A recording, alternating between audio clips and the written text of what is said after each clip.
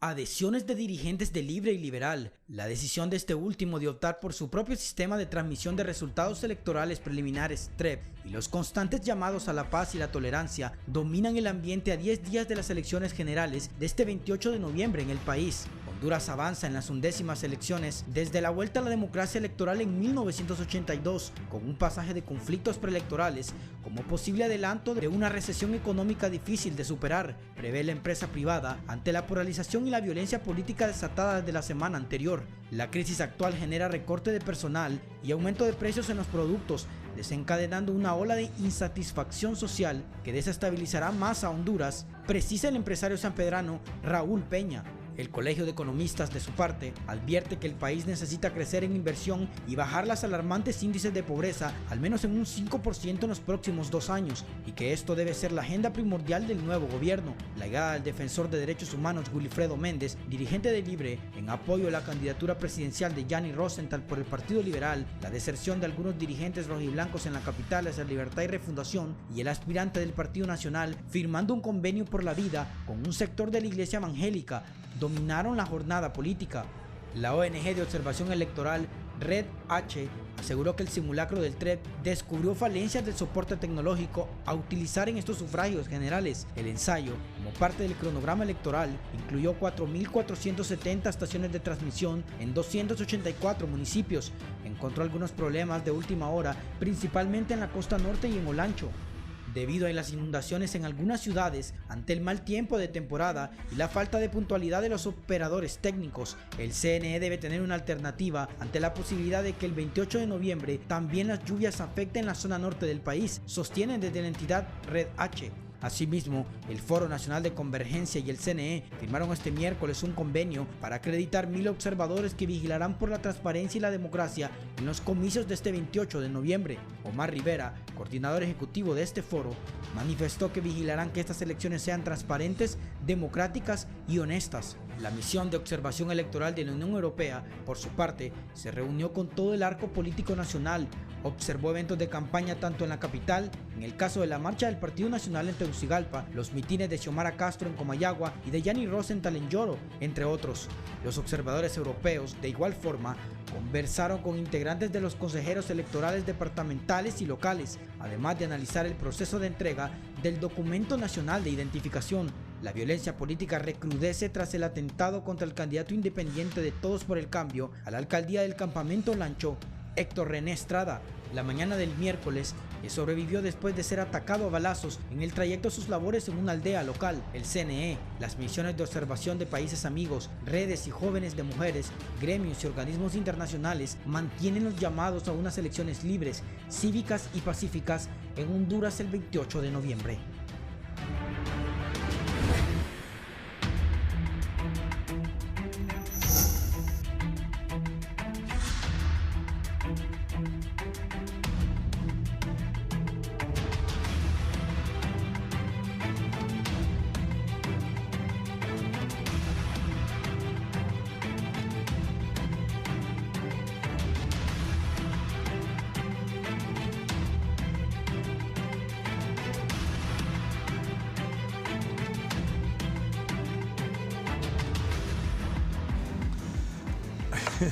Bien, buenos días. Gracias por estar en la entrevista de Canal 11 y Radio Visión Honduras. Voy a platicar con dos personas que tienen un buen análisis de lo que está pasando en el país y lo que viene. Estamos exactamente a 10 días de las elecciones. Buenos días, don Efraín Díaz Arribiaga. Buenos días, gracias, ¿no? Gracias por invitarme a su programa. Siempre es un honor estar aquí. Gracias. Yo también me siento contento cuando viene. Don Aristides Mejía Carranza. Buenos días, Raúl. Buenos días, Efraín. Buenos días. Es un gran gusto de estar contigo a pocos días de algo que puede cambiar el curso de la historia en Honduras. Siempre se habla mucho de la historia, pero la verdad es que sí, una elección cambia el curso de la historia. Esa es la idea. Los traigo. Tito Mejía ahí anda con Yanni Rosenthal, pero Tito tiene buen análisis. Y quiero que él también nos diga a los hondureños qué piensa del país. También en mis pláticas con los políticos, Xiomara, Yanni o Papi o Tito van a ganar la presidencia. Un país en problemas, un país sin educación. La gente no va a clases en este país. Hay como 20.000 muertos por el COVID. No hay trabajo, suspendieron a la gente, les quitaron su trabajo. O sea, el que gane, y me lo decía un buen amigo de los tres, le va a ser duro gobernar. El momento electoral que vivimos, ¿qué piensa? Bueno, en primer lugar yo digo que me da la impresión de que hay un panorama electoral que se ha tornado con mucha incertidumbre. Bueno, ya de por sí teníamos mucha incertidumbre, sobre todo previo a las elecciones primarias de los partidos políticos, pero después toda una serie de acontecimientos que se han dado, la ausencia de reformas políticas electorales por un lado, por otro lado la falta de cohesión dentro del Consejo Nacional Electoral, también las actuaciones desde el Congreso Nacional que han de alguna manera ayudado a crear un ambiente que me parece a mí genera dentro de la población muchas dudas y sobre todo muchos temores. Pero yo creo que uno de los principales ingredientes a esto ha sido para mí el contenido de la propaganda política que se ha venido presentando a través de los diferentes medios de comunicación social.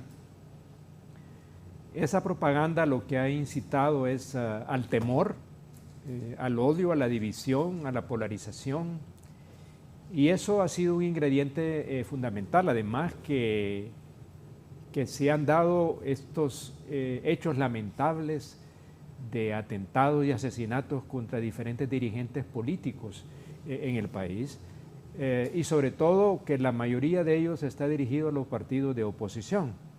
Entonces, eso me llama mucho a mí la atención, es un signo de preocupación porque se une además a una atmósfera general del país donde se ha recrudecido la violencia de manera muy preocupante. Tenemos homicidios constantemente y eso es un indicador general de un problema estructural que el país tiene, pero que también tiene ahora un aspecto político que es preocupante. Y encuentro que las posiciones adoptadas, digamos, en el otro día el señor ministro de Seguridad, don Julián Pacheco, trató de minimizar lo más posible todos estos hechos en una actitud, me parece a mí, tampoco muy convincente, ¿no? Respecto al papel precisamente que ellos tienen que jugar, que tiene que ser un papel realmente neutral y me parece crear confianza, que es lo que no existe en realidad. Lo importante aquí, Raúl, y creo que los televidentes así lo tienen, es que tenemos que crear las condiciones, por supuesto, de confianza en que el proceso electoral va a ser efectivamente eso, confiable, creíble, transparente, y que los resultados que se tengan ahí van a ser el reflejo real de la voluntad expresada por el pueblo hondureño, que es lo que no hemos tenido en los procesos anteriores. Y eso creo que es una responsabilidad que el Consejo Nacional Electoral tiene que asumir. Sin embargo, pues hemos visto problemas tras problemas, un día es una cosa, el día es otra cosa, después esta decisión que se quería sobre este tema de las tarjetas de identidad. Bueno, hay toda una serie de hechos como que, y ahora con este tema nuevamente de las credenciales, como que es un juego como para facilitar algunas cosas que pudieran ensombrecer el proceso electoral. Y después, claro, está de que cualquiera el resultado que sea por el sistema nuestro de una mayoría simple, que sigo yo cuestionando, porque efectivamente eso significa que el que salga electo va a ser, bueno, es un gane de partido, pero yo creo que la nación, y yo siempre hablo ahora del día después, el país requiere, y creo que aquí lo dije en su programa anteriormente y lo he venido sosteniendo, a lo largo de diferentes espacios que me ha tocado participar, la necesidad que el próximo gobierno pueda forjar la unidad del país y además pueda lograr hacer un gobierno de integración nacional y sobre todo propiciar la reconciliación de la nación. ¿Por qué? Porque el país requiere en este momento devolverle la esperanza, devolverle la confianza, sentirnos en Honduras que el país tiene un futuro y que el país requiere otra dirección, otro cambio. Ya creo que son suficiente tiempo, 12 años del gobierno del Partido Nacional, y con esto no quiero aparecer, don Raúl, aquí como que soy adversario del Partido Nacional. No, de ninguna manera, sino que sencillamente me voy a los hechos, ¿verdad? No estoy inventando nada, porque los hechos hablan más claro que las palabras, ¿verdad? Todo lo que se ha venido haciendo, el gran perdedor ha sido la nación. Hemos debilitado el Estado de Derecho, se han perdido la independencia de los poderes del Estado, se han debilitado las instituciones públicas, ha habido retrocesos democráticos, no se han hecho los cambios necesarios. Ya usted mencionó los problemas sociales, en educación, en salud, unido a lo de la pandemia. Solo le quiero dar un dato. Sí. Del 2002, hoy es 18 de noviembre del 2021. En 2 meses y días, perdón, en 1 mes y días, vamos a estar en el 2022. Sí. Del 2002 al 2021, el Partido Nacional ha gobernado 20 años. Es correcto. Sí, así es, definitivamente. 20 años ha gobernado el Partido Nacional. Sí. Y como son organizados, están luchando por seguir en el poder. A cualquier forma y a cualquier precio. Superaron los 16 años de Carías. Sí. O sea, pues que... Del 2002 al 2022, 20 años. Una buena que observación. en dos décadas, don Raúl, en 2 décadas, que son esos 20 años, el país pudo haberse transformado. Si hubiéramos logrado, digamos, un mayor crecimiento de la economía, una mayor inversión, creado un clima de negocios que hubiera permitido mejorar la situación de empleo de la población, reducir desigualdades. Bueno, hay toda una serie de tareas que no se han hecho y la mejor demostración de no haber logrado eso es precisamente el manejo que se hizo y se ha venido haciendo de la pandemia y los desastres naturales, que todavía seguimos sin respuestas. Entonces creo que el país requiere efectivamente un cambio.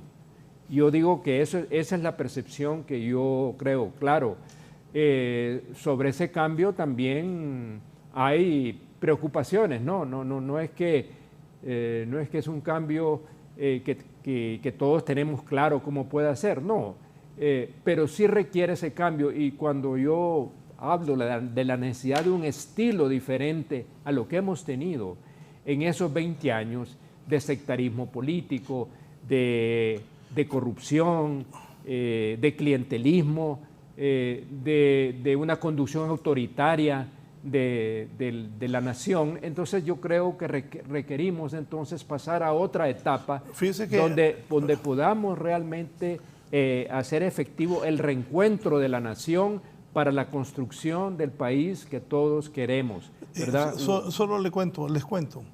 Julio Raudales me está corrigiendo aquí, tiene razón. 16, sí. Sí, son 16 años. 16 años, sí. Bueno, sí. Ya tienen el tiempo de Carías, pues. Sí. También, bueno, pero también tuvieron desde 1965 hasta el 71, ¿no? Durante el gobierno de López Arellano y de Ramón Ernesto Cruz. 16 años es un montón de tiempo. Bueno, sí, han gobernado una gran parte del siglo XX y siglo XX. Lo que quería decir es, más que Carías, 10 de julio, de 20 han gobernado 16 años. Así es correcto, así es. ¿Cómo estamos? ¿Cómo vamos? Pues los indicadores son los que mejores hablan por lo que pasa en nuestro país, ¿verdad? Yo creo que uno no se siente de ninguna manera contento cuando Honduras aparece siempre a la saga de todo, ¿verdad? Yo creo que eso no no nos produce alegría, al contrario, nos genera, digamos, preocupación sobre el futuro. Por eso entonces el paso que tenemos que hacer es sobre la base me parece, de madurez política y sobre todo seriedad y el compromiso con la nación, poder sentar las bases de un país diferente con una visión, para mí, Raúl, también de largo plazo, o sea, de un proceso que nos permita, por lo menos en una década, revertir precisamente eso que nos estamos heredando, para que las nuevas generaciones de la nación puedan tener un país diferente. O sea, que al cumplir los 200 años de nuestra vida independiente, Honduras finalmente pueda encontrar un camino y que todos los intentos de reformas que hemos hecho históricamente, desde la independencia, la reforma liberal del siglo XIX, los intentos, digamos, iniciales en el siglo XX de Gálvez de una reforma del Estado, las reformas sociales que impulsó el gobierno del doctor Ramón Villeda Morales, los cambios importantes que se hicieron, digamos, también durante el gobierno del doctor Carlos Roberto Reina, el crecimiento, digamos, que se logró en parte de los gobiernos de Maduro y de José Manuel Zelaya Rosales, y además el periodo reformista de los militares, ¿verdad?, que no hay que dejar por fuera, porque ahí se impulsaron algunos cambios que fueron importantes, pero todos esos procesos tienen una constante, y cuál es el que no ha habido continuidad y tampoco se han logrado consolidar. Entonces creo que ahora ha llegado el momento, después de 40 años de transición a la democracia, fortalecer precisamente la democracia que se ha venido debilitando a través de todos estos años. Esa es como mi apreciación, digamos, inicial, digamos, sobre lo que uno esperaría como ciudadano, que el cambio que se va a dar sea realmente en esa dirección. Aristis, ¿y tú qué has visto? ¿Qué visualizas? Bueno, yo coincido plenamente con lo que ha dicho Efraín. Yo creo que Efraín es un gran referente de la sociedad hondureña por su trayectoria, y me parece que su análisis es bastante desapasionado y objetivo. Sí quiero resaltar algunas cosas en esa misma línea de ideas que él ha expuesto acá. Y es, bueno, tenemos una sociedad dividida, y eso él lo mencionó. Hay que ir a ver las razones de esa división. Esa división se profundizó a raíz del golpe de 2009. Correcto. Y siguió ensanchándose con estos 12 años de gobierno nacionalista, en donde sistemáticamente el Partido Nacional se dedicó a desconstruir el Estado de Derecho. Yo no diría destruir, porque destruir es como cuando ya lo ha terminado, no lo ha logrado terminar, pero otro periodo del Partido Nacional podría dar ese resultado. Hay una desconstrucción del Estado de Derecho, así como lo ha hecho Nicaragua actualmente. Nicaragua, de hecho, es el modelo de Juan Orlando. El modelo de Juan Orlando no es otro que el de Nicaragua.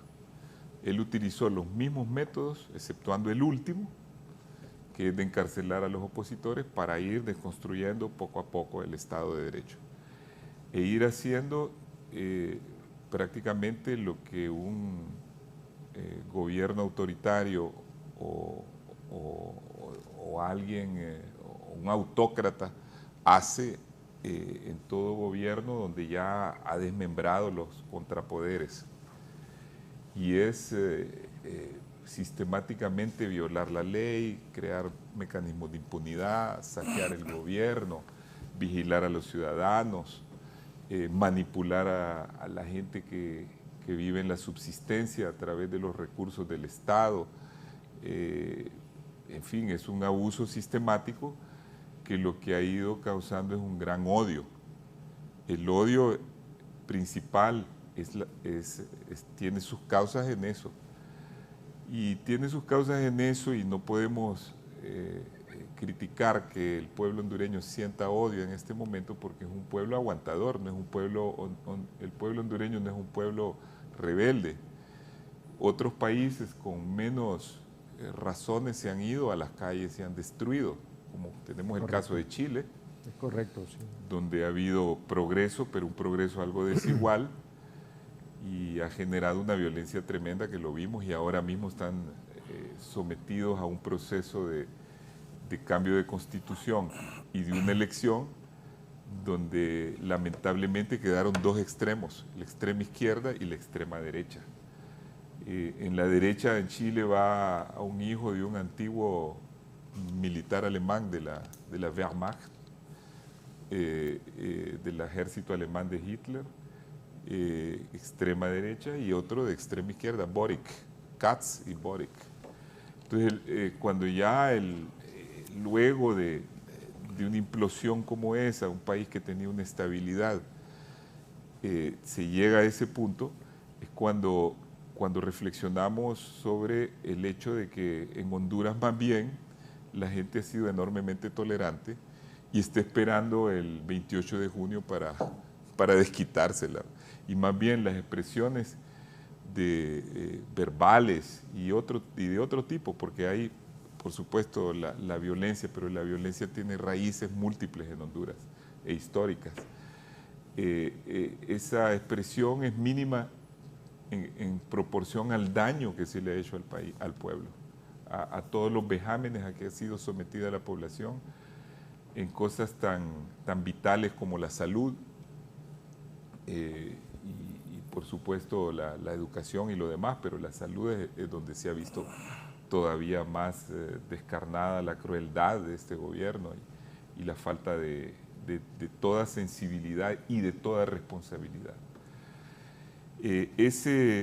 Más bien esa violencia en realidad no es tan elevada debido al hecho de que el propio gobierno ha propiciado un sentimiento de desconfianza y por otro lado un sentimiento de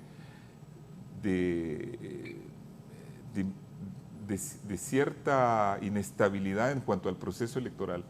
Y ha conducido a que la mayoría de los programas de televisión, en un 90%, sean sobre cómo va a ser el proceso, no sobre cuáles son las propuestas o cuáles son los candidatos o cuáles son las ideas de esos candidatos. Pero no sé si a ustedes les ha pasado, disculpa que te interrumpa. Sí. La gente tiene como miedo. Sí. A mí varias personas me han dicho, Raúl, y va a haber relajo. Claro. Y claro. Raúl, Y eso es inducido. Y vamos al súper a comprar. Es inducido. ¿Por Sí, qué? es inducido. Porque no, yo coincido con lo que Aristes estaba planteando. Sí, porque mira, Raúl, el problema es que tenemos una larga historia de elecciones estilas Honduras, porque desde Carías para acá ya sabemos lo que el Partido Nacional en resumen ha sido para el país, con raros periodos, ¿verdad? Quizás solo el periodo de Gálvez y de Maduro, pero el Partido Nacional, si vos lo resumís en dos palabras, es dictadura y es latrocinio. Son las dos palabras que definen ese partido. Y fraude. Sí, dictadura y latrocinio. Dentro de la dictadura yo meto el fraude cuando no pueden armar su dictadura. Pero cuando la pueden armar, la van armando poco a poco, aún en democracia. Y eso es lo que tiene, la gran raíz del problema es esa mentalidad autoritaria. Esa mentalidad que hace que nos asombre de que mucha gente honorable del Partido Nacional no está a estas alturas repudiando a su propio partido, oyéndose de su propio partido. Mire, los liberales, cuando hubo el golpe de Estado de 2009, la mayoría no aceptamos eso porque no era propio de un partido democrático con ideología liberal. Y nos fuimos de ese partido un montón, la mayoría, y otros hemos vuelto, ¿verdad? Cuando ya la situación cambió. Pero eso nunca lo ve usted en el Partido Nacional. Porque esa Honduras profunda, rural, ¿cómo se llama? No tanto rural, sino yo diría más bien medieval, un poco medieval, que existe en Honduras, es esa mentalidad de gente que cree que este país les pertenece, que pueden cometer toda clase de abusos y que no están dispuestos a hacer ni siquiera una autocrítica de lo que está pasando. No se puede discutir con ellos. Y de ahí que no haya diálogo, Y de ahí que nos ocupemos solo del tema electoral, de decir cómo van a ser las elecciones, no de qué es lo que van a hacer los que van a ser elegidos, qué es lo que se va a hacer el 28 de febrero. Mire, Gianni Rosenthal, al cual yo apoyo, yo soy miembro de su comisión de campaña, he sido el encargado de coordinar la comisión para el programa de gobierno, ha estado yendo a todos los lugares donde se le invita para un debate y no ha sido posible debatir, porque los otros dos candidatos no han querido debatir. Allá estuvo solito en la Universidad de San Pedro Sula. Es el único que ha invitado a un debate de ideas, que hablemos de economía, que hablemos de salud, que hablemos de todos los temas que son urgentes y que son prioritarios y que salen en las encuestas como prioritarios para el país. Porque las prioridades han cambiado. El país ve ahora que el mayor problema es el empleo, economía, el segundo es la corrupción, el tercero es la educación, salud y como en el quinto lugar aparece la seguridad, que antes aparecía en el primero. Mire, pero no se puede debatir porque no aparecen y Gianni ha sido el único que ha hecho una campaña donde no ha incitado al odio, donde ha llamado a ese debate. Pero es imposible, no hay diálogo posible, no hay polémica posible. Entonces la gente va a ir a votar solo con sus sentimientos, solo con la parte emotiva, de ir a castigar a un partido que estuvo 12 años y que la mayoría de la gente, más del 70%, quiere que se vayan. Por eso es que va a ir a votar la gente. Es decir, no estamos viendo como se dice, el porqué del cómo, de cómo se va a hacer después. ¿Qué es lo que vamos a hacer? ¿Qué es la persona más apta para gobernar y la que puede implementar un programa de gobierno para lo que usted estaba señalando, que es que nosotros podamos rearmar el Estado de Derecho, reconstruir lo que ha sido destruido y volver a un poco a lo que teníamos hace apenas unos 15 años más o menos, ¿verdad? Un país que, aunque lentamente, estaba construyendo una institucionalidad y disminuyendo el papel de los caudillos y el papel de todos aquellos que le ponen una impronta tan personal a las cosas que destruyen toda institucionalidad. Entonces, me parece a mí que ese es el paso importante que se va a dar ahora y que por eso el pueblo tiene que ir a votar con algún nivel de conciencia. Decir, sí, es cierto, tenemos que hacer un cambio, tenemos que hacer una alternancia, porque si no vamos a ayudar a un continuismo que va a destruir totalmente la democracia. Pero, ¿qué clase de alternancia queremos? Obviamente hay dos opciones.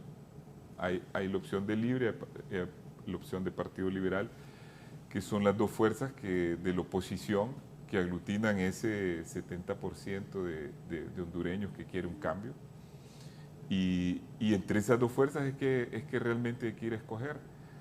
Y no hay otra, pero hay que escuchar qué es lo que propone cada fuerza. Hay que ver cuál es el modelo de país y yo espero que cualquiera de las dos que triunfe, que se alce con el triunfo, piense que es necesario ir a la concordia nacional, si es posible a un gobierno de integración nacional que armonice el país, como usted lo ha dicho, y que busque objetivos comunes, no objetivos que sigan separando, un poco hacer, aunque no se pudo hacer antes, un poco como la concertación chilena que funcionó durante 20 años, donde todas las fuerzas disímiles, y lo he dicho varias veces en este programa, depusieron sus diferencias y eran sí muy diferentes, porque por un lado estaba la democracia cristiana, que participó en el golpe de Estado contra Allende. Estaban los socialistas, que eran los golpeados. Estaban los comunistas y estaban los liberales. Y depusieron sus diferencias para hacer un programa común. Claro. Y entonces necesitamos un programa común en Honduras, que venga una coalición de fuerzas, porque el Congreso no va a ser dominado por una sola fuerza, como lo estaba haciendo ahora, donde digamos, mire, este va a ser el programa común. Yo creo que de diciembre a enero los mejores hombres de Honduras deben de proponer un programa común para levantar al país en materia de economía, salud, educación, relaciones exteriores, para que nosotros podamos dar un salto y poner al país en la vía del desarrollo, ¿no? Antes de la primera pausa, me voy a referir a algo. Nosotros los periodistas también, hay veces que caemos en grados de irresponsabilidad terribles y nos prestamos a generar ese tipo de condiciones, de meterle miedo a la gente, y eso no es correcto. Miren, en los largos años que llevo de estar en el periodismo, yo confirmo las cosas. Si yo hablara aquí o pasara aquí todos los chismes que me manda la gente, estaría preso. Ya le ha pasado a algunos. Yo recuerdo hace muchos años, me mandaron una carta diciéndome quién había matado al hijo del doctor Sadi y Oscar Bueso. Mi papá me llevaba donde el doctor Bueso. Y lo leí. Yo era director de HRN. Se lo mandaron a Vallejo, se lo mandaron a Melgar y a otros periodistas. Pero no había ni una prueba. No había firma. ¿Cómo iba a leer eso yo? Claro. Sí. Ahí después un periodista quedó arrodillándose, llorando y pidiendo perdón. Por favor, perdóneme. Fue una imprudencia. Hoy, a pocos días de elecciones, ahí andan algunos periodistas que no entiendo, parece que los años pasan por ellos, pero no les dejan ninguna experiencia. El fin de semana enviaron un libelo, se llama eso. Cuando alguien no firma nada, don Efraín, cuando ha escrito, él pone Efraín Díaz Arribiaga, igual Aristide Mejía, igual yo mismo cuando escribía en El Heraldo a principios de los años 90. Entonces, los periodistas no deben ser irresponsables, hombre, y peor periodistas ya viejos, con experiencia. No se presten a querer generar caos en su cabeza, porque hay compañeros que no tienen acceso a gente del poder, a gente que tiene información, y dice cualquier tontería que ven en las redes sociales. Tampoco se presten a eso. No hay que ser iluso o tonto para leer cualquier cosa que le mandan. Hay que comprobarlo o preguntar. Yo invito a ese periodista que me llame y me pregunte si yo en algún momento estuve en una reunión y le digo sí o no. Pero uno no anda leyendo cualquier papada que escribe cualquier tonto para desestabilizar el país y el proceso electoral. Hay que ser más serio, más inteligente, más maduro. No leer, porque eso es delicado. Claro, no, definitivamente. Andar. Estoy de acuerdo con usted. ¿Qué cuesta preguntar? Oíme vos, fuiste a esa reunión, ya que no tiene acceso a Mel Zelaya, ya que no tiene acceso a Juan Orlando, a Oliva, a gente que maneja el poder, pues pregunte. Pero no puede andar. O sea, me mandaron este especulando. papel. Sí, no, es que es delicado, hombre. Sí. E irresponsable. Sí. Y queda mal la persona, queda. Pero es que el que está afuera, ¿qué le queda inventar? Oíme, el que está afuera. Pero es que. Porque tenés la dicha de estar bien conectado y adentro, pero los otros pobres tienen que inventar. Oíme, pero no pueden caer en irresponsabilidad. El país no está para eso, vamos a unas elecciones. Claro. La gente me dice, vaya, Elenita Álvarez me dijo, Raúl, y voy al súper. Cuando salí de aquí y va a haber relajo. Por eso yo le hago la pregunta, porque hay varias personas que me dicen eso. Y con estas cosas, periodistas que tienen alguna audiencia, no pueden caer en esa irresponsabilidad. Creo que deberían de ser más serios. Una pausa y continúo con mis dos distinguidos invitados. Ya volvemos con más de la entrevista con Raúl Valladares. Último minuto. Gianni Rosenthal sigue creciendo. Continuamos con más de la entrevista con Raúl Valladares. La canciller alemana en funciones, Angela Merkel, consideró que la situación actual en la pandemia de COVID-19 es dramática, aunque no haya una mayoría política a favor de la extensión de la emergencia epidémica a nivel nacional. No tengo ninguna duda de que nos encontramos en medio de una situación de emergencia de este tipo, señaló Merkel durante una ponencia en el Congreso Federal de Municipios en Berlín. En Alemania están aumentando aceleradamente los contagios de COVID-19 y las muertes por esa enfermedad. El número de pacientes en unidades de terapia intensiva están sobrepasando a muchos hospitales del país. Por eso Angela Merkel subrayó que el gobierno nacional y los gobiernos regionales deberán dar una clara señal sobre qué debe hacerse todo lo necesario para frenar la pandemia. Merkel instó a una resolución acerca de la incidencia de las hospitalizaciones, es decir, a partir de qué cifras de hospitalizaciones se deben decidir nuevas restricciones. Este ha sido un informe para 11 Noticias.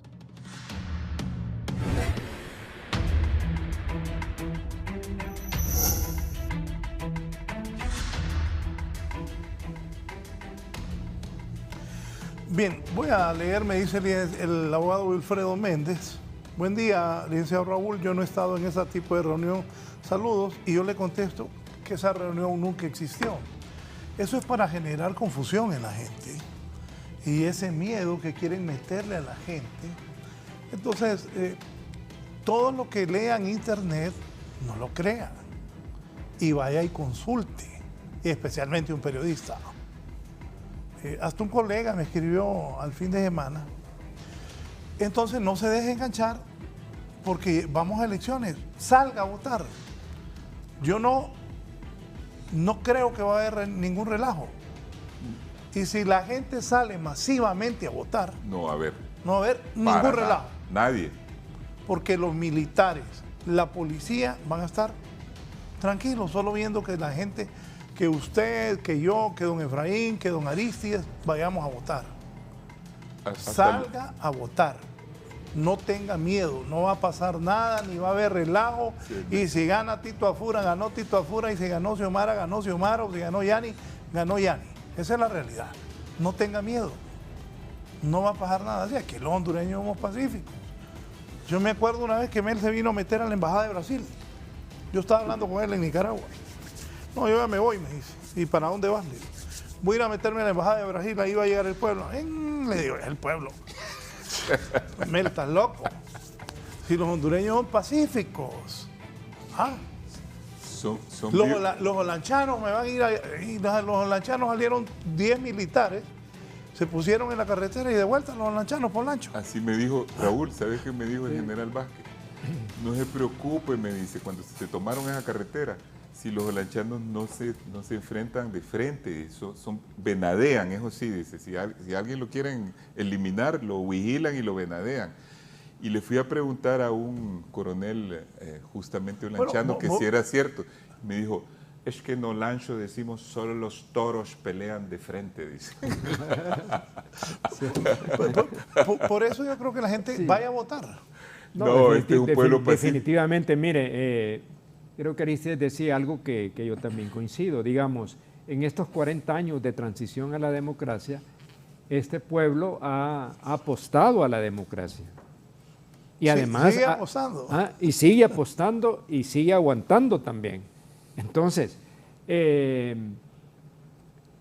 sabemos que se está tratando intensamente de generar temor en este momento, pero sobre todo temor a lo que puede venir también. Entonces, uno platica con la gente y dicen, sí, es bueno que gane la oposición, pero ¿qué va a pasar después, verdad? Siempre se regresan a lo que pasó durante el gobierno de Manuel Zelaya Rosales y el golpe de Estado, ¿verdad? Es decir, que se vuelva a repetir esa misma historia, ¿verdad? Y eso está calando mucho y por eso yo digo que ese contenido de esa propaganda política con un contenido para mí totalmente inadecuado, porque a lo que ha conducido, lo que decías tú también, a crear odio, a polarizar más, a dividir más, a generar temor, que es precisamente lo que quieren lograr. Y lo que quieren lograr es desanimar a la gente de que vaya a votar, ¿verdad? Ese es uno de los propósitos fundamentales de esa campaña. Por eso es la importancia de que los ciudadanos se decidan realmente ir a votar, pero no solamente ir a votar, sino que saber elegir. Y saber elegir en este momento es fundamental para que realmente se produzca ese cambio que Honduras necesita. Pero igualmente la gente tiene su reserva sobre qué es lo que puede pasar después de las elecciones, ¿verdad? O sea, el gobierno que salga, ¿qué va a suceder? Yo les digo, y mi opinión es que también va a depender mucho de que el proceso electoral sea manejado adecuadamente y que realmente las dudas que existen, y que existen muchas, sobre el proceso electoral, las elecciones mismas, puedan ser despejadas lo más que se pueda y que demos realmente una muestra de que somos capaces y que el Consejo Nacional Electoral es capaz de garantizar esos comicios libres, confiables, creíbles y transparentes, porque la aceptación del triunfo o la derrota va a depender en la medida en que hayan el menos indicio de que hubo fraude electoral en esas elecciones. Me parece que ese es un punto para mí fundamental, que el cual también hay que trabajar también los partidos políticos que tienen la representación en el Consejo Nacional Electoral para dar esa certitud a la gente. Y después lo que viene, y creo que yo lo he mencionado, Raúl y Aristides, que es necesario un nuevo pacto social en Honduras. Y ese nuevo pacto social es precisamente para lograr la reunificación del país, que todavía no ha podido superar lo que sucedió en el 2009. O sea, el 2009 sigue siendo un punto de inflexión y un punto en el cual el país se fracturó. Y durante estos 12 años de gobierno nacionalista no fue capaz y no han sido capaces de forjar la unidad de la nación, aún en los momentos de la crisis, digamos, del COVID-19. Aún en esos momentos no se forjó la unidad del país para abocarse precisamente a cómo enfrentar la crisis, que fue muy distinta a lo que pasó, digamos, durante la guerra con El Salvador, durante el huracán Mitch, digamos, en el gobierno del ingeniero Flores, ¿verdad? Que efectivamente se logró con dificultades también, ¿verdad? Porque no es que fue también fácil, ¿verdad?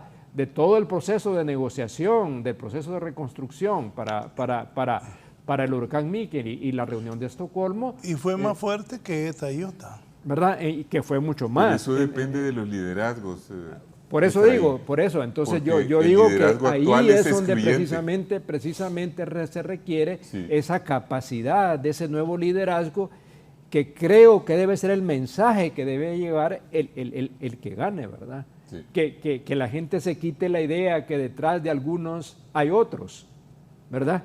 Y que efectivamente van a ser ellos o ellas las que puedan dirigir realmente con su propio estilo, rodeado de un equipo, me parece, de hondureños y hondureñas, como bien tú lo señalabas, Aristides, y creo que Raúl también, con patriotismo, sobre todo me parece con tolerancia, ¿verdad? Sí. Capaz de reconocer de que aquel que disiente conmigo no es mi enemigo, sino que soy capaz de encontrar coincidencias. Sí. Y el país lo que requiere es encontrar coincidencias para construir la nación. De otra manera no vamos a poder hacer. Ustedes, perdón que lo interrumpa, sí.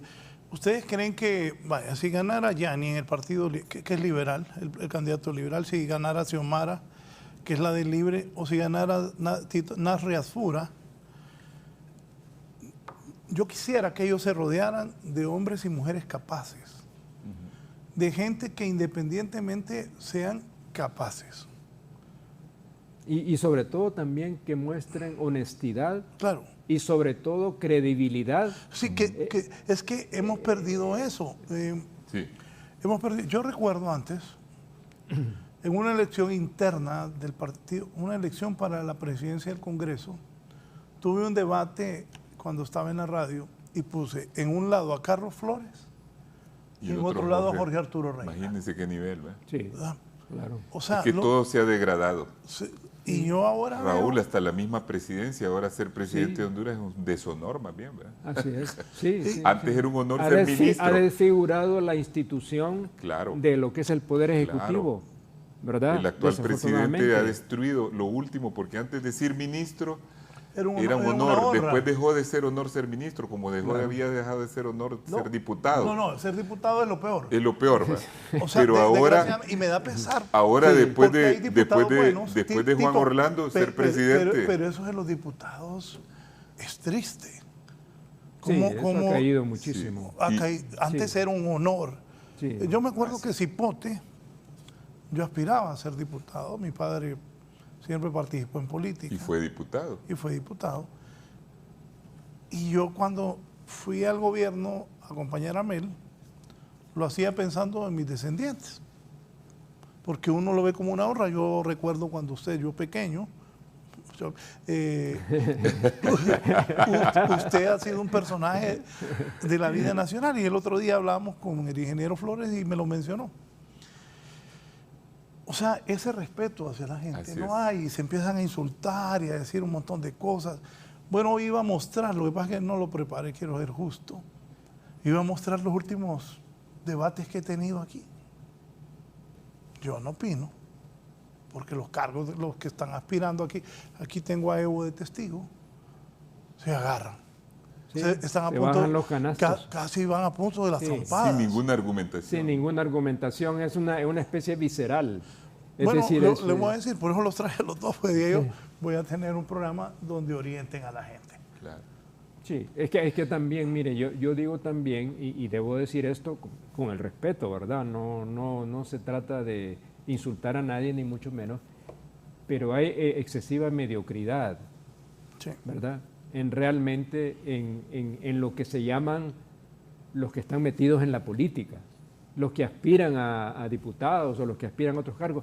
Hay excesiva mediocridad, otros están por relleno, o sea, hay muchas cosas que se dan. Entonces, ese nivel me parece que también tiene un efecto sobre lo que estamos viendo, ¿no? Sobre la calidad de la política y por qué la gente realmente tiene su seria reserva. La gente como que tiene un gran signo de interrogación, ¿verdad? O sea, y yo los entiendo porque también me pasa a mí, yo no sé si a ustedes les pasa. Bueno, tal vez, porque en el caso de Aristide pues está más definido, pero en mi caso que, no, pero sí que pasa, yo me mantengo independiente. Pero le cuento, hoy le dije, mira, aquí te traigo a que analicemos, aquí no vengas a hablar de Yanni. Sí, no, claro. Efraín, pero yo soy, es cierto, yo soy un político, soy crítico, pero yo soy alguien que observo mucho la política internacional y veo los debates que hay en Francia, que son debates hasta cuesta seguirlos, de tan rápido que van las ideas y todo, y los conocimientos. Aquí en Honduras, salvo rarísimas excepciones, en el nivel más alto no existe eso. Sí, porque usted ha señalado una cosa muy importante y que lo pasa señalando, ya que se mencionó a Carlos Flores aquí, lo pasa Carlos Flores es quizás uno de los presidentes, o de los últimos presidentes, quizás el único que tiene un nivel intelectual, que es alguien que lee mucho, que tiene una realmente formación intelectual. Y pasa diciendo a cada rato en sus editoriales, quejándose de que la gente no lee, que cada día la gente lee menos en Honduras. Y es cierto. Y no leen los de arriba, no leen los de abajo, no lee nadie. Y ahora, con la profusión de las redes, entonces, ¿qué es lo que lee la gente? Lo que lee son pequeños extractos de cosas que a veces son inventadas, como lo ha dicho Raúl. Así es, sí. El otro día me estaban diciendo algo más terrible todavía. Estábamos armando una cuestión para difundirla y me dice, demasiado texto, eran 2 líneas. Solo pone fotos mejor, porque ahora Instagram tiene la ventaja que la gente entiende por las fotos, me dice. Pero si ya pones 3 líneas, no las leen tampoco. O sea que no es que van a leerse un libro, ni mucho menos, sino que no leen 3 líneas. ¿Y qué pasa? Para confirmar tu tesis, ayer con mis compañeros de 11 Noticias Digital estaba viendo los titulares. Entonces aquí tengo un montón de solo pongan tal cosa. Sí, solo una frase. Para que la gente entienda, pues no lee. No se puede. Entonces, ¿qué es lo que pasa? Si hemos caído a esos niveles y sabemos bien que en las redes cualquiera es protagonista, cualquiera se hace de una personalidad que no tiene, en un mundo donde el anonimato prevalecía para la mayoría de la gente. Y ese es en realidad una de las grandes funcionalidades de las redes, que aquel que sentía que era totalmente anónimo, entonces se ve de repente en la posibilidad de ser alguien en las redes, de ser alguien con todo y su mediocridad, y de inventar algo, una teoría complotista que los demás lo van a creer, cualquier cosa que se invente. Y además en una zona de confort, porque está ahí. Porque está ahí, no tiene ninguna responsabilidad. Porque si usted, como lo ha hecho otras veces, escribe un artículo en un periódico, usted es responsable de lo que está escribiendo o lo que usted está diciendo. Pero ahí se lanza cualquiera de cualquier parte. Y dice cualquier cosa. Ese es realmente, para mí, la culminación del proceso que dijo Ortega y Gasset sobre la rebelión de las masas. La mediocrización del mundo, que tiene un siglo de ocurrir, en donde ya no importan las categorías, ya la mayoría de la gente, decía Ortega y Gasset, ya lo decía en 1930, casi un siglo.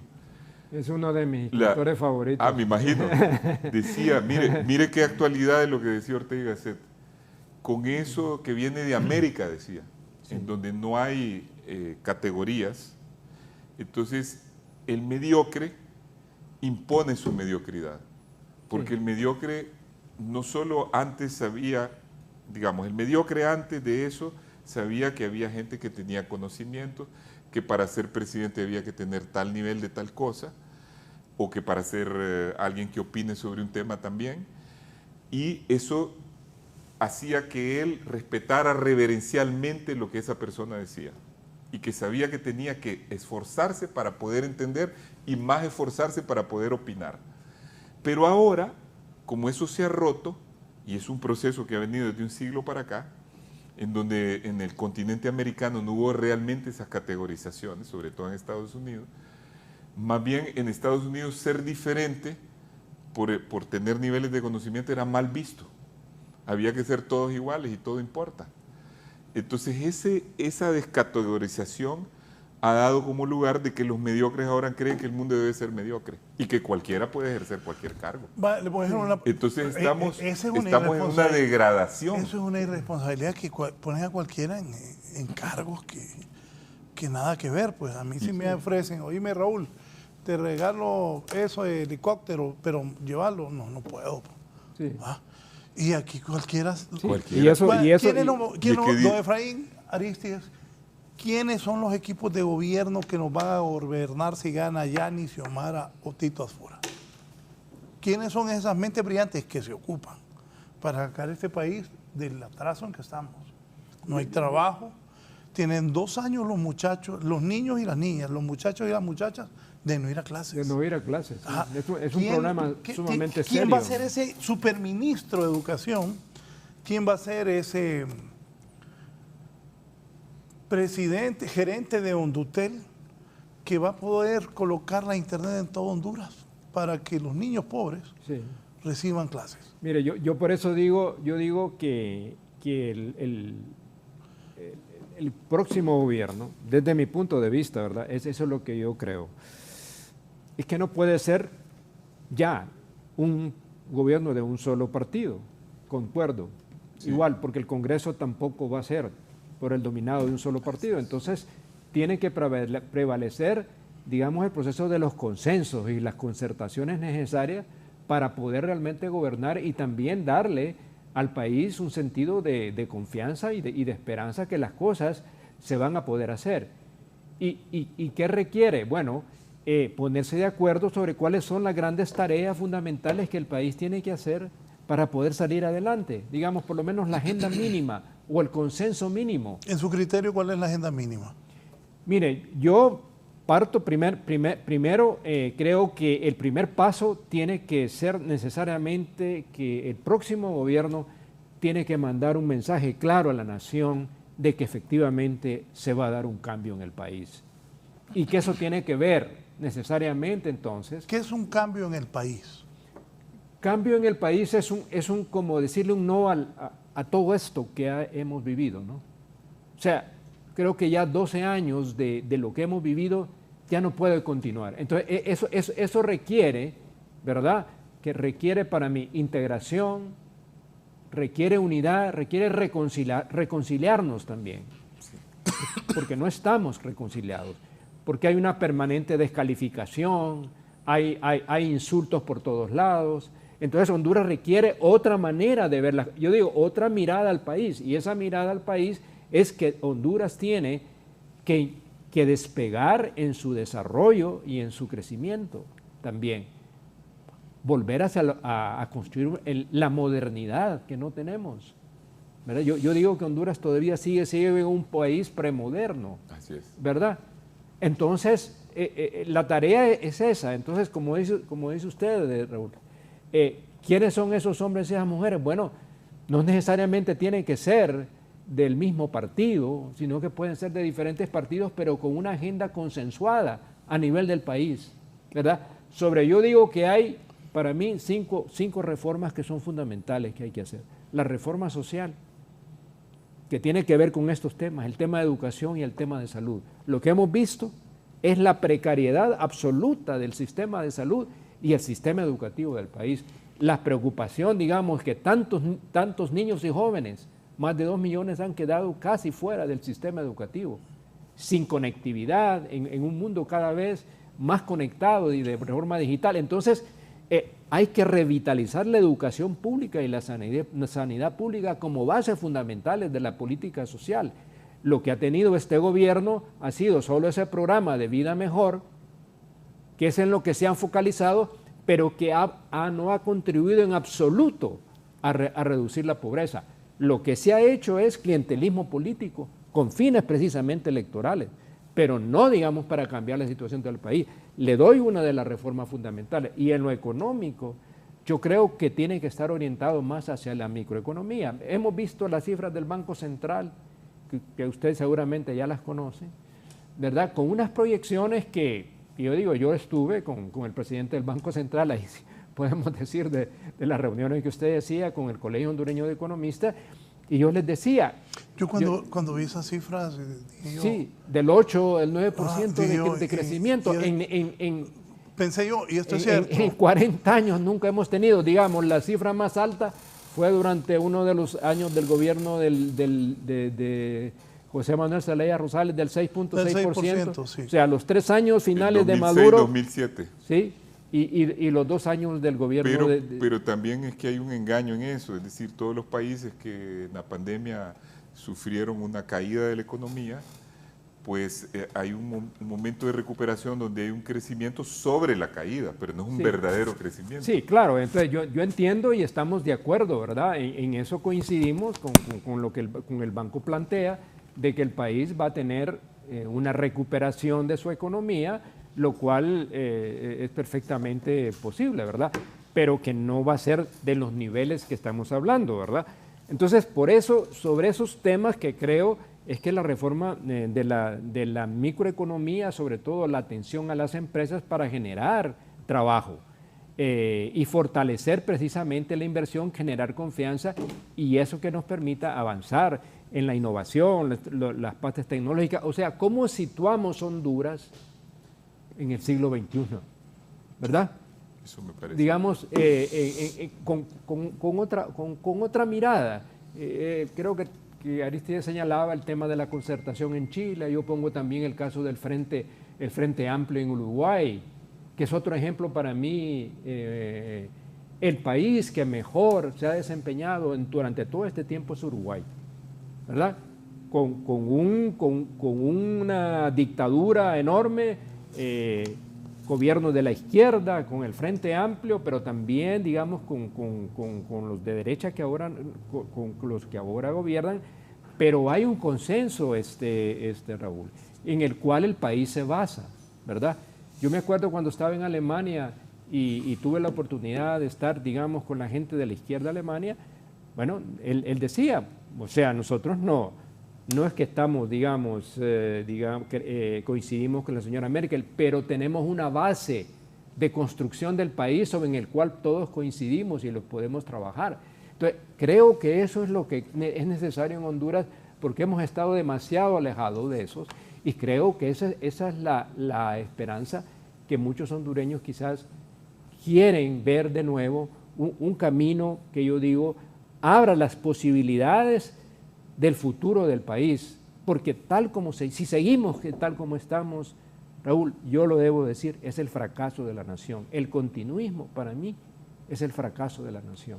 Y eso yo no lo quiero para Honduras. Y por eso es tan importante que los hondureños que nos están viendo esta mañana, nos están escuchando, vayan a votar, pero de manera consciente, pensando en sí mismos, pero también en el futuro del país que todos queremos y que todos anhelamos y por el cual hemos venido luchando pues por tantos años. O sea, no es que no lo hemos venido haciendo, lo hemos venido haciendo desde tantos años, ¿verdad? Entonces, yo creo que ha llegado el momento de dar ese paso y ojalá que lo podamos lograr.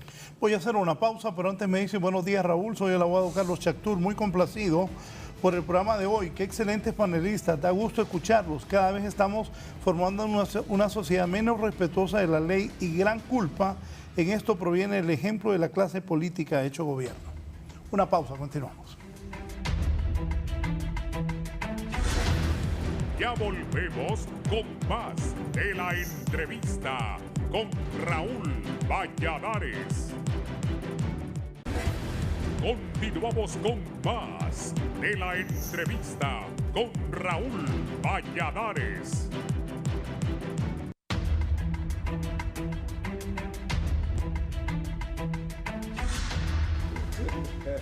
Bien, continuamos. Aristides, quien gane, Sí. ¿qué equipo debe conformar?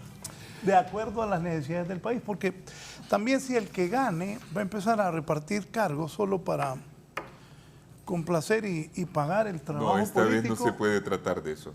No, esta vez, como ha dicho bien Efraín, la situación de Honduras es tan grave que amerita un esfuerzo conjunto de todos los sectores para rehabilitar el país.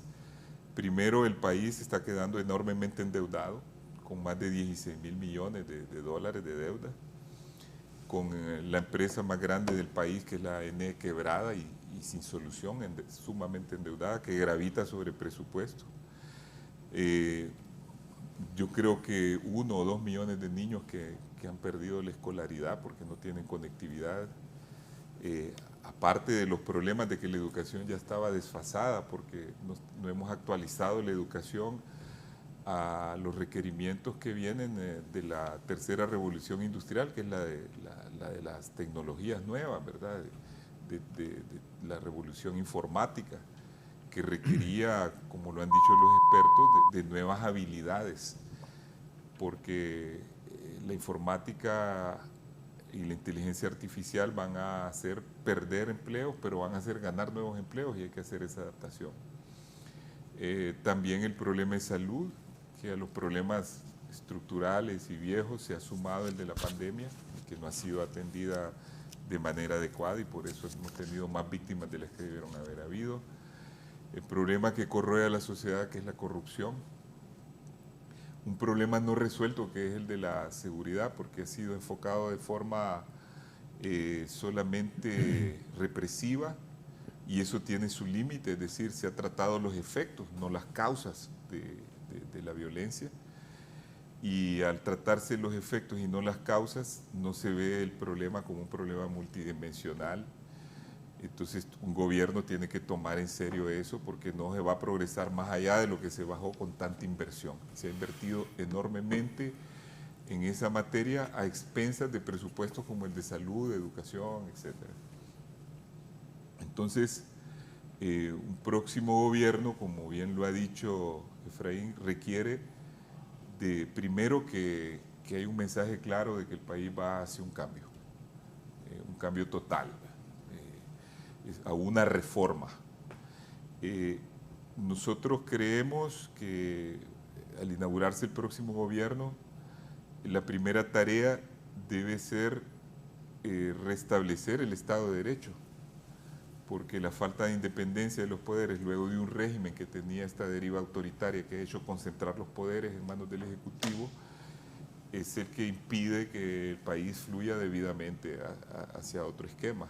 Y eso, desarticular eso va a tomar tiempo, porque Juan Orlando se hizo atribuir muchas facultades que en realidad eran del legislativo. Por ejemplo, él tiene la facultad de armar a su guisa ministerios, deshacerlos, ponerles nombres, agruparlos, y ha hecho una distorsión en la institucionalidad enorme. Entonces, rehacer eso, como yo dije, reconstruir un país que ha sido desconstruido, es una labor enorme, porque a la vez se tiene que lograr un gobierno que armonice el país, que sea preferentemente un gobierno de integración nacional de los partidos de oposición. Por supuesto, la gente no va a querer la integración de ningún nacionalista a ese gobierno, eso es de lógica, por las razones que hemos expuesto acá.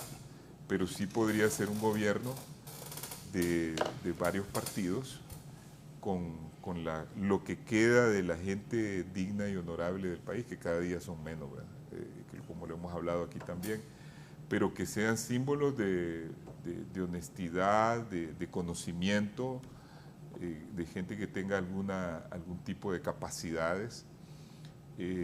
Pero yo creo que hay alguna gente del Partido Nacional que tiene capacidad. Sí, pero el pueblo va a ver con muy malos ojos que luego de que estos han estado 12 años y destruyendo el país y siendo cómplices, porque como dije al principio, ninguno de ellos se ha salido a...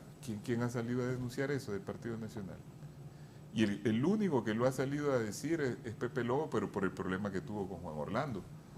No lo atribuyo a un problema de conciencia, pero yo no he visto un nacionalista todavía que diga estas cosas van mal por esto, esto y esto. Tal vez Cosenza, tal vez Cosenza y hay otro más, pero solo dos. De ahí todos los demás han guardado un silencio. Es buen punto ese tuyo. Entonces yo no creo que un gobierno de integración debe incluirlos a ellos. A ellos que excluyeron a todo el mundo y que hicieron un gobierno sumamente sectario en todo. Porque además el gobierno nacionalista no solo fue sectario a la hora de integrar todas las instituciones del Estado, sino que fue corporativo en el sentido de querer controlar organizaciones de la sociedad. Invirtieron dinero hasta en las más pequeñas directivas para controlarlas también en el mundo de los negocios. Presionaron a los empresarios con la SAR y con otros mecanismos para quedarse con negocios. Crearon un grupo de empresas para ellos.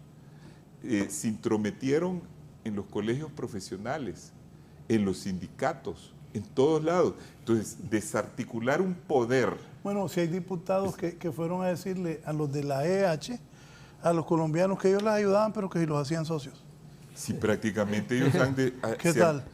Prácticamente ellos saquearon la EH, los obligaron de forma mafiosa, los extorsionaron, vos sabés bien. Entonces, ¿qué es lo que pasa? ¿Cómo vas a desarticular un poder de ese tipo? Eso no es del día a la mañana. Si ellos tienen control del Poder Judicial todavía, tienen control de la Fiscalía, tienen prensa pagada, jueces pagados, fiscales pagados. Eso es un poder enorme el que va a subsistir aún con la derrota. Es un trabajo que tiene que hacer el próximo gobierno con mucho talento para no crear más conflictos. No se trata de perseguir gente tampoco, se trata de que aquel que tiene cuentas con la justicia vaya a la justicia, pero para eso independizar la justicia. Además viene otro fenómeno importante, otro hecho importante que va a ocurrir en Honduras. Y es que en 2022, por primera vez en 20 años, se van a conformar todos los órganos que dependen del Congreso. Esa era mi siguiente pregunta. Claro. ¿Cómo se va a formar el nuevo Congreso que va a escoger nueva Fiscalía, nueva Corte, nuevo Tribunal Superior de Cuentas, nuevo Consejo Nacional Electoral, nuevo Instituto de Acceso a la Información Pública, nuevo Registro Nacional de las Personas? Sí, para que la gente tenga... Sí, precisamente eso que usted está planteando, y que Arístides también, que es un punto central, el hecho de que se van a nombrar casi nuevos órganos, digamos, el próximo año. Y que por lo tanto tiene que partir de un Congreso que sea también el producto de un consenso político, sí, que va a ser necesario hacerlo, ¿verdad? Sí, sí. Entonces, es fundamental, por ejemplo, el Poder Judicial. O sea, tenemos que tener y luchar porque haya un verdadero Poder Judicial independiente y un Ministerio Público de la misma manera. Y eso implica cambiar la forma de elegir a los magistrados, porque esta forma no ha funcionado, la han pervertido. Pero les voy a hacer una pregunta a los dos. Pero eso es lo que queremos, pero la realidad, ¿cuál va a ser? Bueno, ese es un punto que creo que es de todo, cómo hacerlo. De cómo hacerlo, ¿verdad? Sí. Es decir, creemos que los... al porqué del cómo. Cómo hacerlo significa quién lo puede hacer también. O sea, estamos ante... si usted hace un recorrido por todos los partidos políticos, existe ese nivel, existe esa visión para poder hacer esos cambios que se requieren. Es decir, yo creo que sí. El problema es que ahí va a ser necesario de ese nuevo liderazgo que el país requiere, ¿verdad? Y que ese nuevo liderazgo sea capaz de poder precisamente impulsar esa vuelta, ese cambio de timón del país que permita hacer eso. Y para mí requerirá no solamente capacidad, sino que también algo que creo que ha estado faltando en el país es la ética pública. O sea, la capacidad que tenemos nosotros de tener un esquema de valores, pero que también podamos anteponer los intereses de la nación por encima de los intereses de cualquier grupo, incluyendo, debo decir, Raúl, de la estructura de poder que hay en el país, ¿verdad? Es decir, la estructura económica, militar y política que existe en el país. Entonces, no es una tarea fácil. Por eso es que es necesario... Bueno, yo le he dado vuelta a esto porque también me preocupa el futuro de Honduras. Y cómo, como decía Arístides, pues el cómo será una agenda mínima de consensos básicos. Así es. Sobre el cual el país puede caminar. Pero dígame algo. Sí. Miren. Y esos temas de la Corte y eso tiene que estar fundamentalmente en lo que yo llamo la reforma política y del Estado. No voy a entrar en detalles, pero en un amigo el otro día me mostró cómo les acaban dinero a los diputados. Buenas cantidades de dinero. Bastante. ¿De contribuciones para la política o cómo? Bueno, yo siempre me he preguntado... ¿El fondo departamental? ¿O el fondo social departamental que ahora se llama? Yo siempre me he preguntado, porque yo la mayor parte de mi vida he trabajado en los medios. Yo fui compañero de Arístides en el gobierno de Mel 3 años, 6 meses. Hasta que le dieron golpe de Estado. Entonces yo hago números, porque uno ocupa dinero para vivir todos. ¿Cómo es que esta gente, digo yo, invierte 2, 3, 4 millones en salir de diputado? Ah, sí, solo si lo puede, que sería el total de los salarios. Es correcto, en mi esquema... Es porque algo más van a recibir. En mi esquema no me salían las cuentas, porque en varias veces se me ha brindado la oportunidad de que si quiero aspirar a una diputación. Usted fue diputado. Sí. Entonces, pero no me salían las cuentas. ¿Y cuánto tengo que gastar? Entonces ya lo pensaba, ir a la campaña, ayudarle al pueblo y la publicidad. No me salían las cuentas. Y yo ya lo viví cuando fui funcionario. Que uno no gana mucho dinero cuando es servidor público. No, así es. Entonces, es como alguien... Si es honesto, sí. Sí, alguien ayer me dijo, mándame una embajada. ¿Cómo ser embajador? Yo fui embajador. Sí, ya lo hemos hablado. Allá se sufre. Mándame una embajada. No te ajusta. Yo me he encontrado embajadores y cónsules en el extranjero que yo los he invitado a almorzar. Claro. porque ellos tienen No, problemas eso lo que usted está planteando es una realidad. para sobrevivir. Sí. Me acuerdo, me encontré uno en Roma y me encontré uno en Madrid. Y a ambos los invité porque los vi que estaban arrancados. Eran honestos. Y uno de ellos me dijo, yo me regreso a Honduras porque esto no funciona. Sí, no, eso es voy a totalmente esto. cierto. Entonces, Cierto. mire, Eso es cierto. Ese es uno de los cambios que hay que empezar a hacer también, el ojalá- servicio exterior hondureño. ojalá Sí. que pase eso de que aquí la danza de comprar conciencia a diputados se pare. Sí, Claro, claro. estoy de acuerdo. Porque si no, vamos a seguir en lo mismo. Sí. Sí. Y creo, mire, la otra cosa que creo que también es importante que los partidos políticos, de alguna manera, aunque a veces no se habla de las ideologías, yo creo más en las ideologías porque le dan un sentido de proyecto político a los partidos. Y eso es lo que se ha perdido también aquí. Sí. ¿Verdad? Aquí se habla de comunismo y ese montón de tonterías. Aquí todo que está parece- tropicalizado, Sí, ya es no decir, existen que- esas fronteras realmente. Y realmente, ¿cuál es realmente la base ideológica que el partido tiene? ¿Verdad? Yo, digamos, cuando entré a la democracia cristiana, lo hice porque creí en el ideario del partido y porque siento que estaba ahí. Pero usted ve a lo largo del camino... ¿En eso- qué se convirtió la democracia cristiana suya a la actual? ¿verdad? a la actual. Que no tiene nada que ver. No, eso, Nada que ver. eso pensé cuando Sí. ustedes comenzaron con la democracia cristiana. Sí, Y las personalidades que por habían, eso, estaba, era otro tipo estaba Hernán partido. Corrales, Bueno, estaba él. ahora el candidato de la democracia, no sé si renunció al fin. Sí, porque fíjate que Oiga, Es un soberano desconocido, Sí. nadie sabe qué es lo que y pasó. si agarras con la él. UD peor, fíjate Sí, que la bueno. democracia cristiana empezó siendo un partido Y da pesar.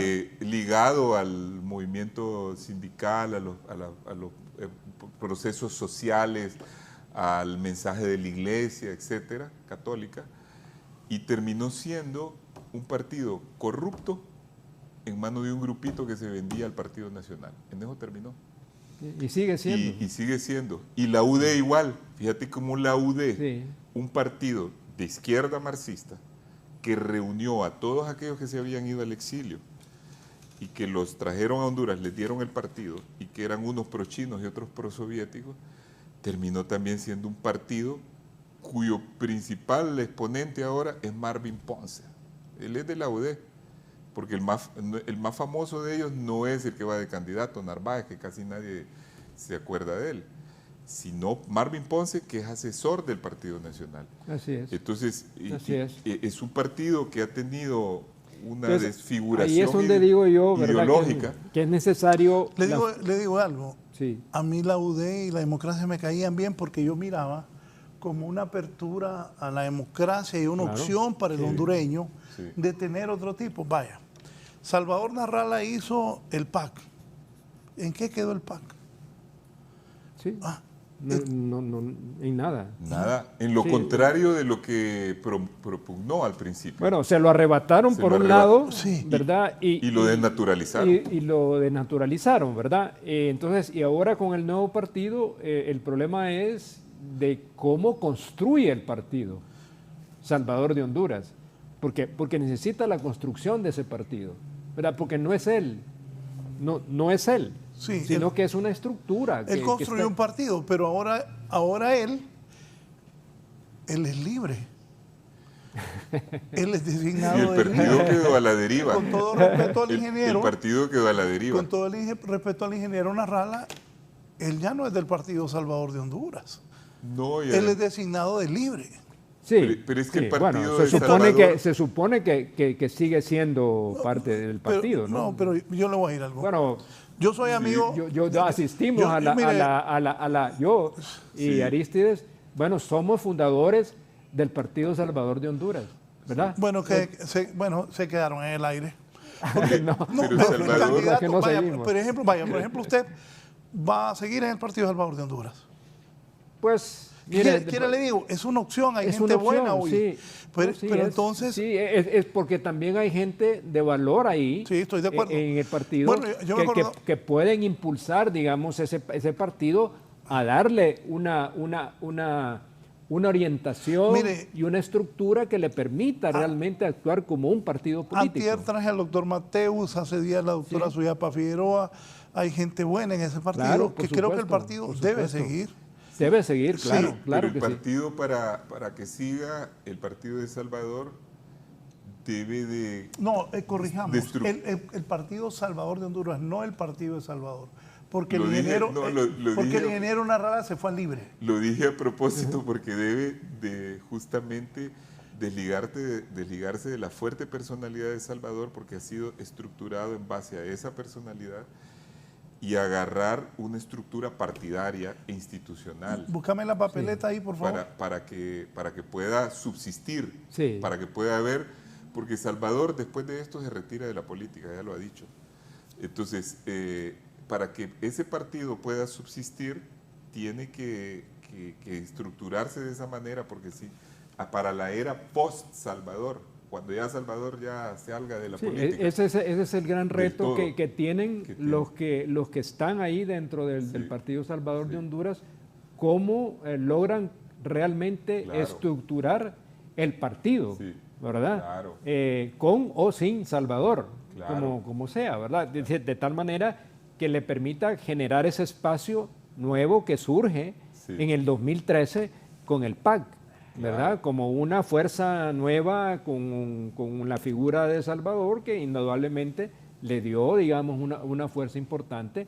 No se puede desconocer eso. No, no, ¿verdad? claro, no. Y creo que es importante. Ahora, ese paso, bueno, fue una decisión que era quizás del punto de vista pragmático necesaria en función de potenciar las posibilidades de una opción que pudiera ser ganadora, digamos. Bueno, mire, Pero ¿sabe dónde ahí está está el el problema? ejemplo. Mira, Alicia, ahí tengo la papeleta presidencial.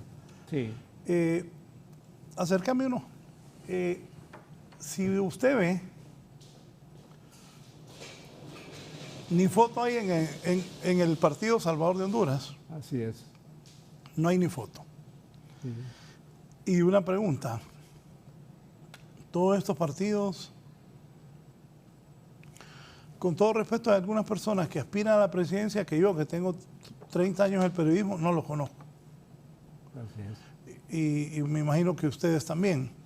Y esto para la democracia hondureña fue bueno, digo fue bueno porque ya estamos a 10 días de las elecciones, o fue malo.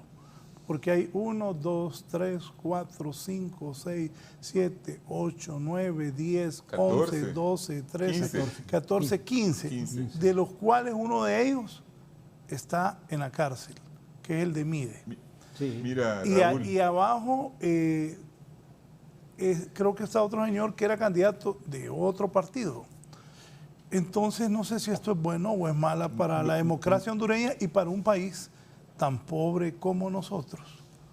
Que todo esto genera, aquí solo se habla de millones y millones que se gastan en los procesos electorales, y el hospital escuela se hizo a principios de los años 70. no es bueno, Raúl, en el sentido de que no son verdaderas opciones, Sí. salvo 2 o 3 partidos.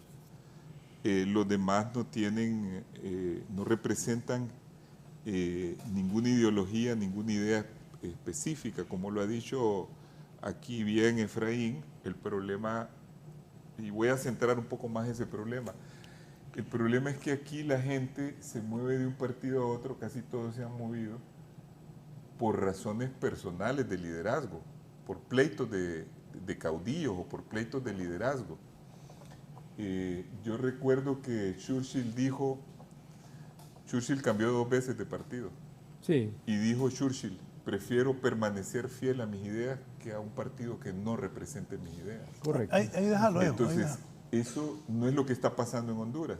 Es decir, es comprensible que alguien ante un hecho se vaya, como el golpe de Estado, cuando nos fuimos de ahí, del Partido Liberal, por estar en discordancia con un hecho tan fundamental. Pero la mayoría de la gente que se cambia de partido o funda un partido nuevo, Raúl, no lo hace por razones de ideas, lo hace por razones de apetencias personales. Entonces, si vos agarrás ese inmenso listado, que lo que está causando es bulto y dificultad en el proceso. Bueno, enséñame Vos Carlos podés Mauricio Portillo. No, Vos puedes no, para el identificar otro lado. solamente 3 ideologías. Quiero ver la ahí. democracia cristiana. 3 ideologías. Carlos Mauricio Portillo. Ese hombre dijo que iba a renunciar porque no tenía billete. Cuauhtémoc Viana. Sí, de San Pedro, ¿verdad? Sí, Lempira Cuauhtémoc Viana Mora. El sociólogo Milton Omar Ávila Benítez ya dijo que él apoya a doña Xiomara Castro. Sí. Anda haciendo la lucha don Marlon O'Neill Escoto Valerio, que fue ministro de Educación, a quien lo quieren mucho los maestros. Y José Alfonso Díaz Narváez, de la UD, que ustedes hablaban hace poco. Esta es la segunda vez que Narváez se presenta como candidato y la votación no ha sido buena.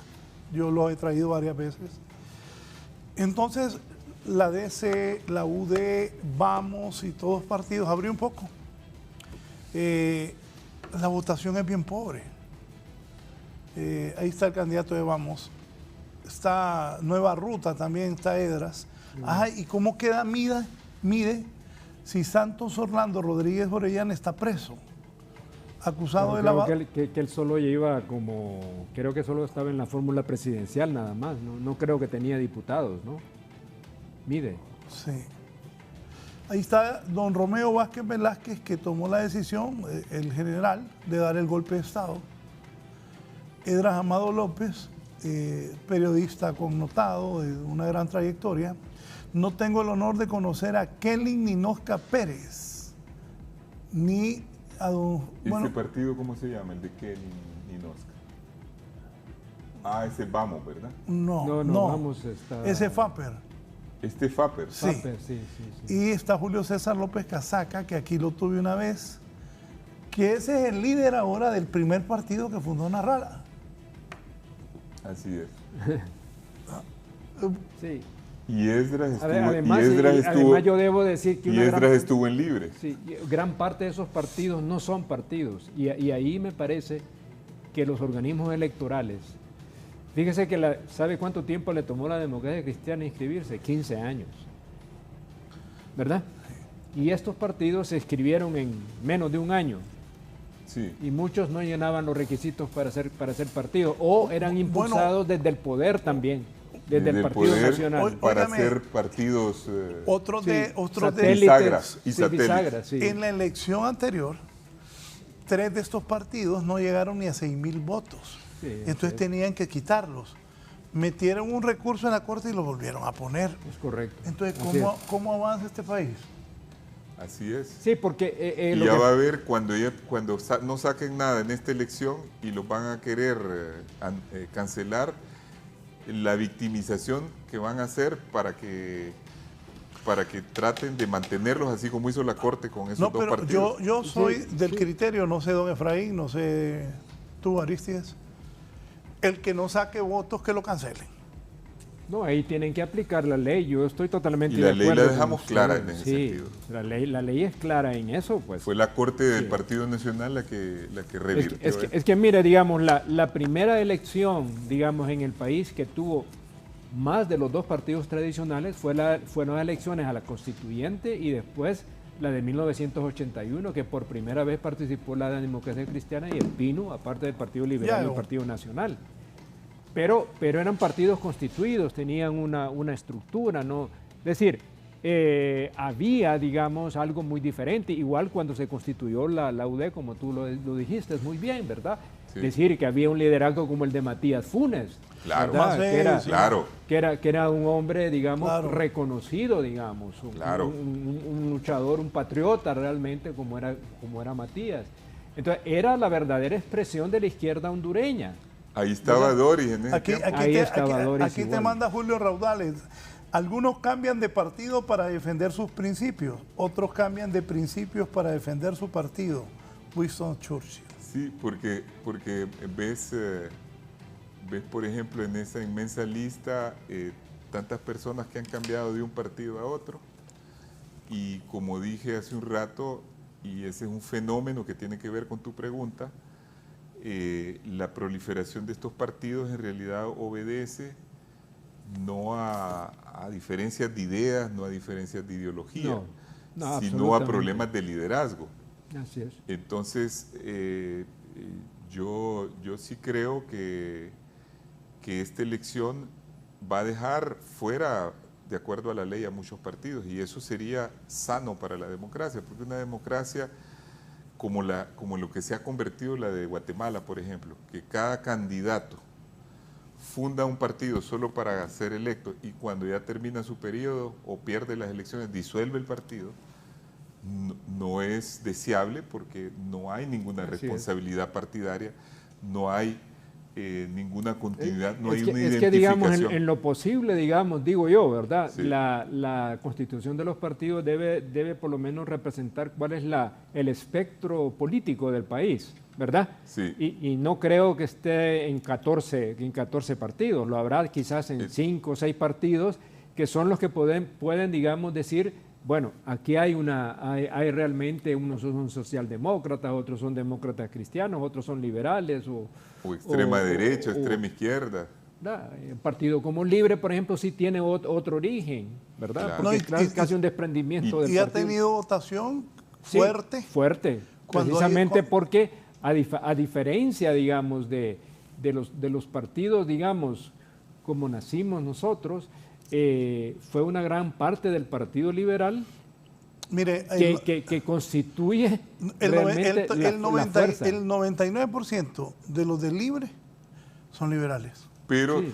es que aquí acordate compañeros míos en el Partido Liberal. No, aquí, bueno, todos los de Libre liberales. Raúl bueno, Mel Zelaya, Xiomara Castro, los hijos de Mel, los hermanos de Mel, todos liberales. Liberales, sí, la mayoría.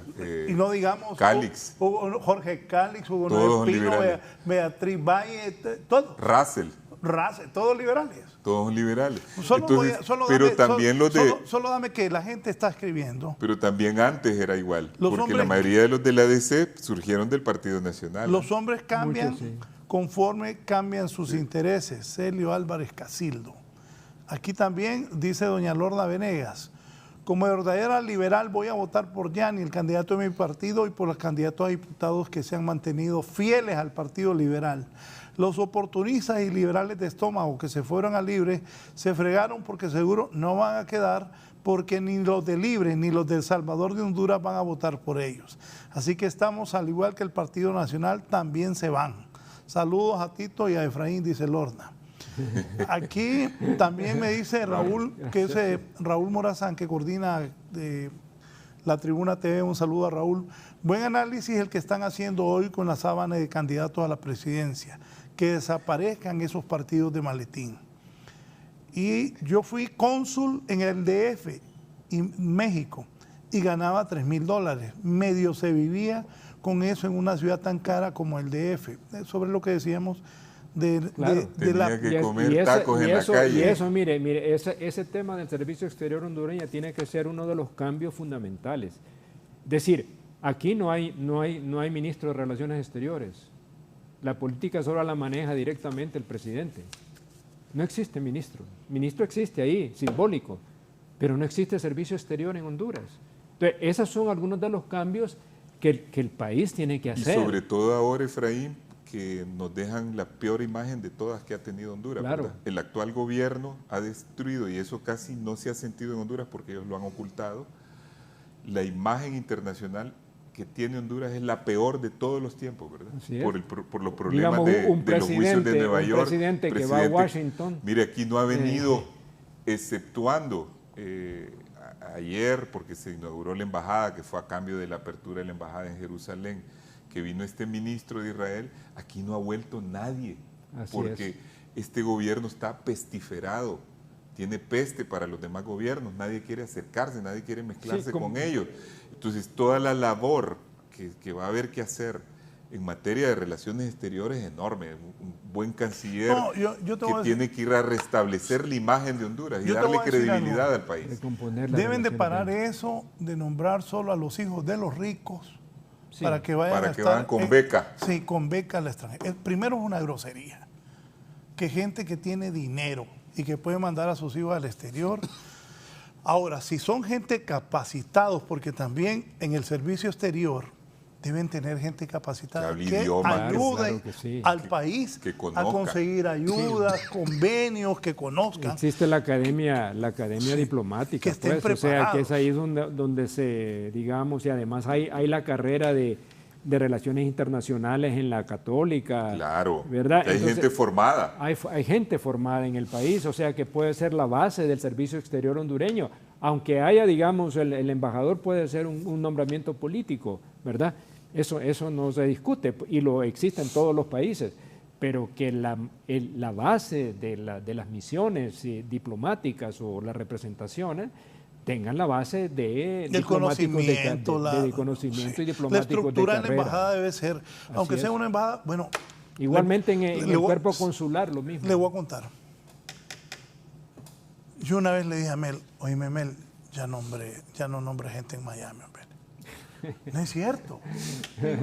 Y aquí, Mel es mi amigo, y saludo a Mel. ¿Y qué pasó? Me dice, no, ya hay tantos. Porque alguien me dijo. Pero después nombraron 3 veces lo que Mel había nombrado. En Miami.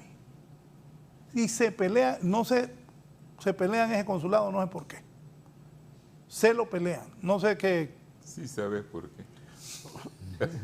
Vos lo dijiste, no yo, ¿va? Pero se lo pelean. Antes de irnos, gracias a la gente, no puedo leer todos los mensajes. Raúl, saludos a don Efraín y a Tito. Mi admiración y cariño para los dos. Larisa Barahona. Larisa, sí. Don Efraín, gracias. Su mensaje al pueblo, por favor. Bueno, en primer lugar, yo creo que bonita plática. Debemos retomar, digamos, yo siempre digo, no debemos perder la esperanza de que somos capaces de construir o reconstruir nuestro país. El voto es importante, el voto es poder. Vayamos a las elecciones, vayamos a votar, pero no simplemente votar, sino que saber elegir. ¿Para qué? Para que realmente estas elecciones puedan significar un cambio para Honduras. Pero también hago un llamado particular al Consejo Nacional Electoral para que puedan realmente garantizar que esas elecciones sean creíbles y confiables. Que se quiten un poco la camiseta de los partidos políticos que tienen ahí y actúen en función de los intereses del país, cumpliendo con la Constitución y las leyes para garantizarle al pueblo hondureño que esas elecciones sean verdaderamente creíbles. Eso es lo que puedo decir y que no perdamos la esperanza. Yo creo que el país hay que construirlo todos. Nosotros los hondureños, ninguno de afuera nos va a ayudar. Somos nosotros los que tenemos que construir el nuevo país que queremos. Gracias a don Efraín Díaz Arribiaga, abogado Aristides Mejía. Bueno, yo creo que a estas alturas ya está claro que la mayoría de la población quiere un cambio importante en el país. Es decir, quiere en primer lugar una alternancia, que se vaya el Partido Nacional del Poder, y dentro de ese esquema lo que hay es una escogencia que hay que hacer. Hay 2 opciones fuertes, hay que valorar esas opciones, hay que valorar esas propuestas, hay que valorar los candidatos. Yo creo que una realidad se impone. Si ya el 70 y pico % de la población está en contra del Partido Nacional y esa fuerza se divide en 2 partidos, ya la oposición ha ganado prácticamente estas elecciones. Ahora se trata de elegir. Y elegir quiere decir no solamente escuchar la retórica, la argumentación, por muy buena que parezca. Hay que ver la verdad subyacente en cada cosa, analizar un poco. Y como se ha dicho en este programa reiteradamente, la tarea que tiene el próximo gobierno es enorme, prácticamente de armonización y de reconstrucción del país, y requerirá de talento, requerirá de consensos, requerirá sobre todo de un espíritu nuevo, renovador para el país, y esa escogencia tiene que ver con esto. Eso es lo que vamos a decidir en estas elecciones. Y para concluir, yo diría, la única forma de derrotar a cualquier tentativa de fraude, de continuismo, de violencia, es la participación masiva. No hay nada que aterrorice más a aquellos que quieren perturbar los procesos electorales, a aquellos antidemócratas, que salga el pueblo masivamente a votar. Hasta los que andan dinero para corromperse, guardan su dinero porque saben que van a ir a 4 años de llanura. Entonces, llamo al pueblo hondureño a votar. Eso es lo número 1. Lo que han estado haciendo los que están en el poder es tratando de meter miedo para que no vaya a votar la gente. Si salimos el domingo subsiguiente a votar todos no va a haber fuerza que contenga esa intención del pueblo hondureño del cambio y de que prevalezca la voluntad popular. Gracias a mis invitados de esta mañana, a ustedes por habernos permitido ingresar a sus hogares. Los invito a seguir con nosotros aquí en Canal 11. Que tengan buen día.